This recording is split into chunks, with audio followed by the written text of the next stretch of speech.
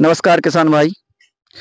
आज हैं मध्य प्रदेश के सागर जिले की बंडा तहसील के ग्राम की चर्चा पर करने के लिए हम आज वीडियो बना रहे हैं कि कभी क्या होता है किसान की गलती के कारण खरपतवार नाशक दूसरे चनों में पहुंच जाती है गेहूं वाली, या फिर गलती से किसी फसल का किसी फसल पे स्प्रे हो जाता है तो क्या करते हैं कि किसान की फसल चौपट हो जाती है और वो मरने लगती है, सूखने लगती है।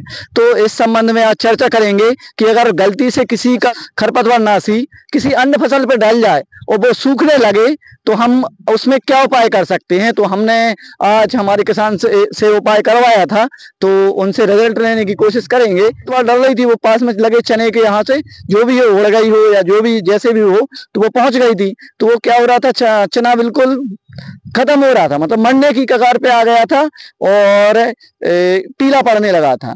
तो हमने इनको क्या किया कि एक दवाई दी, डोज दिया इनको। तो आप देख सकते हो आप कि चना बिल्कुल उनका ज्यों कहते हो वो रिकवर हो गया है।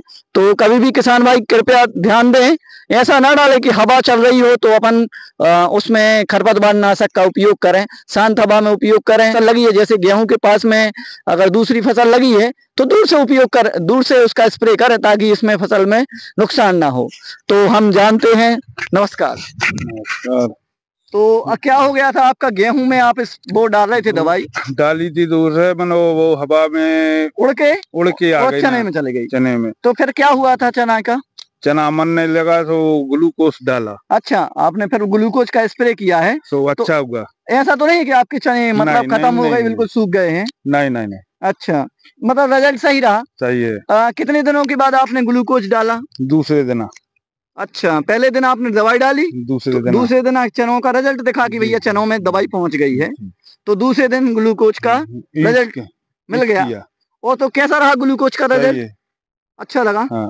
तो मतलब अगर खरपतवार नाशी किसी और अन्य फसल में डल जाए तो सभी किसान ग्लूकोज का उपयोग कर सकते हैं। ठीक है। 19 है। हाँ, ये चीजों को उपयोग कर सकते, वही चीजों को आप उपयोग कर सकते हो ताकि अगर किसान भाई की अगर फसल मरने लगे तो वो जाएंगी तहीं उसको बखानना ना पड़े और जाएंगी तहीं रिकवर हो जाए। अच्छा, जाएंगी तो वो मतलब नुकसान ना हो किसान का। फिर आप देख रहे हैं कि ये थोड़े थोड़े से गुड़िया तो पड़े हैं अभी चना, वो तो ठीक आ जाएगा। ठीक हो जाएगा, वो भी ठीक हो जाएगा। ठीक है, बहुत बहुत धन्यवाद। चलिए, तो आप देख सकते हैं इन्होंने पास में लगी है गेहूं की फसल और यहाँ ही थोड़ा सा उनके धनिया का भी फसल लगाया था। तो ये क्या हो गए थे, धनिया बिल्कुल मुरझा गए थे।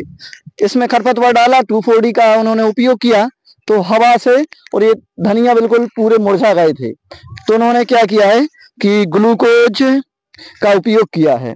तो आप किसानों से यही निवेदन करते हैं, अगर कभी किसी खरपतवार नाशी के द्वारा फसल को अगर ओवरडोज हो जाए, उसको सूखने लगे वह फसल, या फिर किसी अन्य फसल का खरपतवार नाशक किसी और अन्य फसल में डल जाए तो वो फसल सूखने लगे, मरने लगे, तो आप लोग एक काम करिएगा, पास के मेडिकल पे जाके जो ग्लूकोन डी के नाम से आता है उसको 100 ग्राम से 125 ग्राम प्रति पंप के हिसाब से आप उसमें उपयोग करें, उसमें स्प्रे कर दे तुरंत के तुरंत। जैसे ही रिजल्ट दिखे खरपतवार नाशी का कि हमारी फसल सूखने लगी है तो ग्लूकोन डी को 100 से 125 ग्राम प्रति पंप के हिसाब से ऊपर से स्प्रे कर दे।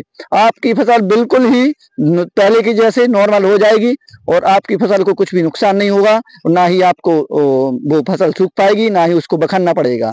इसके लिए अगर एक तो कृपया कर सभी खरपतवारों का ज्यादा डोज ना दें खरपतवारों को, और ध्यान रखें कि आसपास फसल है या हवा चल रही है तो किसी अन्य फसल में वो न पहुंच पाए, क्योंकि जो खरपतवार नाशी होते हैं बहुत ही खतरनाक होते हैं। जैसे अभी गेहूं के लिए 2,4-D चल रही है तो उसको भी ध्यान से डालें 2,4-D का, कि किसी अन्य फसल पर उसका प्रभाव ना पड़े। अगर प्रभाव पड़ जाए तो आप ग्लूकोज डी डाल सकते हो 100 ग्राम से 125 ग्राम प्रति पंप के हिसाब से, तो जिसमें आपकी फसल को दोबारा रिकवर हो जाएगा। बहुत बहुत धन्यवाद।